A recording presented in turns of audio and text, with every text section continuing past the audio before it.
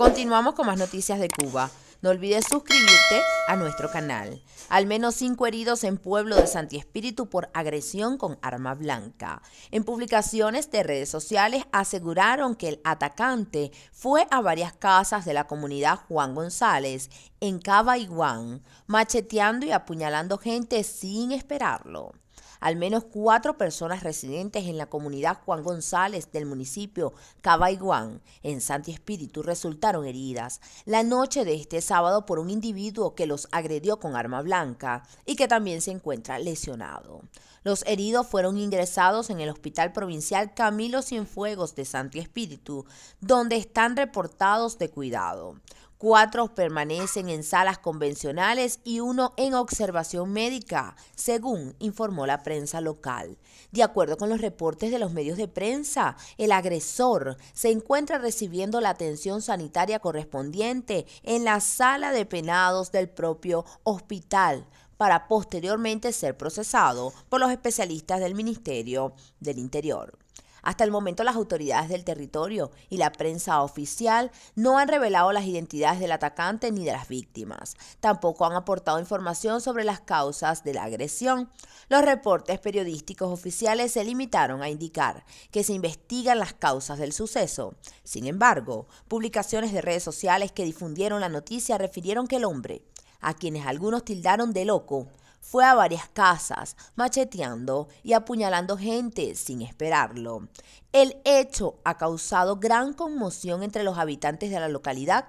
Un familiar de una de las agredidas apuntó que la mujer, de quien no reveló su identidad, se hallaba grave en el hospital. Mi hermana vive ahí y dice que eso fue horrible, escribió un internauta. Otros agregaron que se trataba de un hecho sin precedentes en un lugar tan pequeño y tan tranquilo. Pero ya en lugares donde todos eran como familia están sucediendo estas cosas. Por Dios, observó una usuaria en la red social.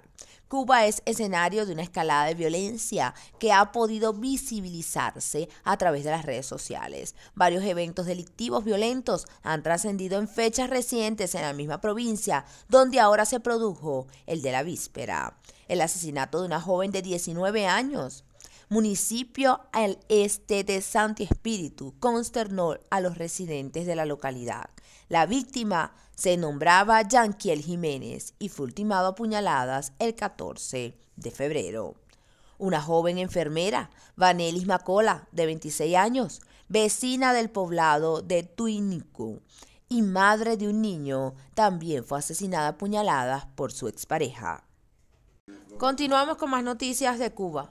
Fallece joven paracaidista durante ejercicio de práctica en Varadero.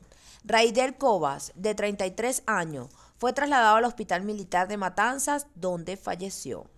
Un joven paracaidista cubano falleció luego de caer durante un ejercicio de práctica en una carretera en Varadero, Matanzas, donde presuntamente fue impactado por un vehículo. Raider Cobas, de 33 años y controlador de tránsito aéreo del Centro de Control de La Habana, quedó inconsciente sobre el asfalto en la autopista de Varadero, frente al canal de Paso Malo. La noticia se dio a conocer en el grupo de Facebook Accidentes Buses y Camiones por Más Experiencia y Menos Víctimas, donde un internauta mostró un video posteriormente eliminado del momento en que se llevaban al joven luego de caer con su paracaídas. A juzgar por los comentarios del post y por otras publicaciones en las redes sociales, Cobas fue trasladado al Hospital Militar de Matanzas, donde falleció. Hasta el momento no ha habido información oficial sobre el hecho y se desconocen las causas del fatal incidente. Algunos internautas aseguran que se debió a un accidente automovilístico. Familiares y colegas de Cobas quedaron atónitos ante la noticia y no han dejado de compartir mensajes de condolencias y afecto hacia él en las redes sociales. Tremendo alumno, tremendo hombre, excelente compañero, escribió en Facebook su ex colega de trabajo Héctor Hernández. Cobas, que el próximo septiembre debía cumplir 34 años, era padre de una niña pequeña. No será nuestro último salto juntos, hermano. Estarás en nuestros corazones, en cada salto, en cada vuelo. Vuela alto, expresó su amigo Ramiro Ayala Almaguer.